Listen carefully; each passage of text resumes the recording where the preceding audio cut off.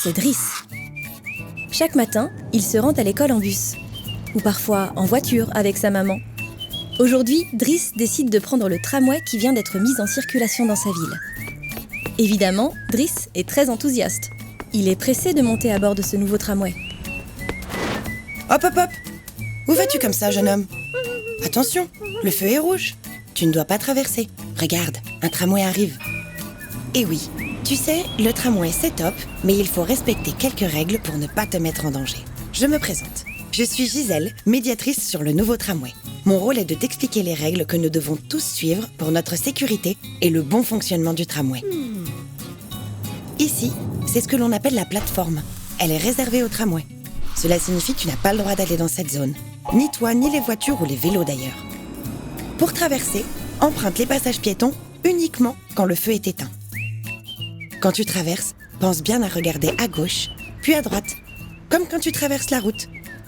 Si tu veux traverser et que tu vois encore un tramway arrêté en station, tu attends qu'il soit parti, c'est plus prudent. Et attention, un tramway peut en cacher un autre, surtout que le tramway est très silencieux. Donc si tu es au téléphone ou que tu écoutes de la musique, sois encore plus vigilant. Pour se déplacer rapidement dans la ville, le tramway est toujours prioritaire. Une fois lancé sur les rails, il a besoin d'un peu de temps pour s'arrêter. Et il ne peut pas faire d'écart pour éviter un obstacle. Ainsi, pour les véhicules, si le feu rouge clignote, les conducteurs doivent s'arrêter et laisser passer le tramway. Et avant de traverser les rails, il faut bien vérifier que la voie est libre. Ah, le tramway arrive, allons-y. Hop, hop, hop, avant de monter, reculons un peu. Et laissons d'abord descendre ceux qui veulent sortir. Sinon, nous risquons de bloquer tout le monde et le tramway sera en retard. D'abord, pense à bien valider ton titre de transport.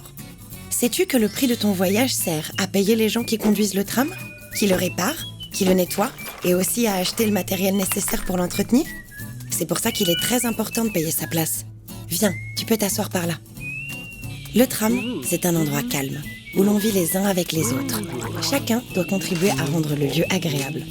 Donc on ne jette pas ses papiers n'importe où. Et on ne colle pas ses chewing-gums sur les sièges, n'est-ce pas? Pour ne pas déranger les usagers, on ne parle pas trop fort. Et pas trop de bruit avec son téléphone. Et si l'on écoute de la musique, c'est avec son casque.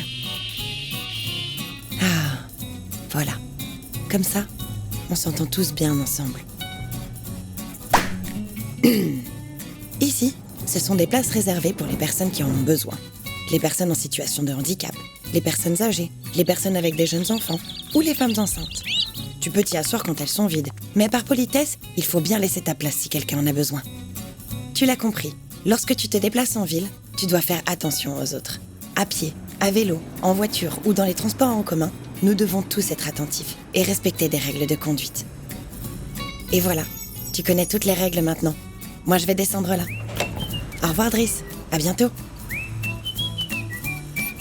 C'est sûr, le tram, c'est cool. Et tout le monde en bénéficie. Tes parents, tes amis, tes voisins. Donc, quand on respecte les règles tous ensemble, ça nous rend la vie plus facile, plus sûre et plus agréable.